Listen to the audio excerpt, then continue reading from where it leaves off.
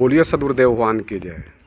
अगर आपको कोई निंदा कर रहा है, गाली दे रहा है या अपमान कर रहा है तो उसको उलट के जवाब मत दीजिए, चुप रह जाइए। एक नाव पर एक साधु और एक उनके शिष्य जा रहे थे। उसी नाव पर एक दरोगा और उनके कुछ सहयोगी चढ़े। संत खाली पैर थे, उनके शिष्य गुरु के जो शिष्य थे वो खाली पैर थे और जो वो दरोगा थे बूट पहने हुए थे, तो खाली पैर पर चढ़ गए।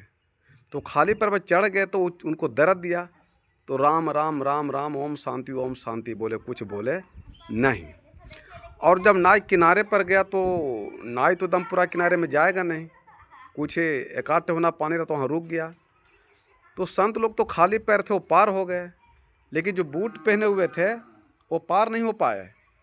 तो उस माने जो राइफल रहता है तो राइफल में एक बूट रहता है ऊपर लगा हुआ, जो तिरछुल की तरह रहता है। तो वो सोचे कि उसको नीचे नदी में रख करके और छलांग लगा पार कर रहे हैं। अब जैसे वो छलांग लगाए तो राइफल का नोक उनको ढोड़ा में घुस गया और वो मर गए। गुरु जी डांटे शिष्य को कि जो तुमको मार दिया था या निंदा किया तो उसको कुछ डांट डपट कर देता, कुछ कह देता तो ये मरता नहीं। ठीक उसी प्रकार अगर आपको कोई निंदा शिकायत करता है तो उसको जवाब देने की ज़रूरत नहीं है, लेकिन अगर वो निंदा करता बात बोल देते तो आदमी मरता नहीं, वो बच जाता। तो ये तो कोई गम खाना नहीं चाहता है, झुकना नहीं चाहता। इसलिए सदगुरु कबीर साहब कहें कि आवत गारी एक है, उल्टा तो होता अनेक, कहीं कबीर ना उलटें तो वहीं एक के एक। तो कोई अगर आपको निंदा शिकायत करता हो तो उसको उलट के निंदा शिकायत करने की आवश्यकता नहीं है। उसको कर्म का फल, उसको दंड मिल जाएगा और उसका जीवन में दुख दर्द पीड़ा होगा।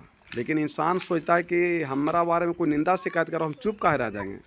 तो अगर आप चुप नहीं रहिएगा तो फिर अगर वो आपको गाली दिया, अगर आप भी गाली दे दिए, तो दोनों का एक ही समान जीवन है, तो आपका जीवन उसके तरह भी आपका बेकार हो जाएगा। इसलिए उलट के जवाब देने की ज़रूरत नहीं है।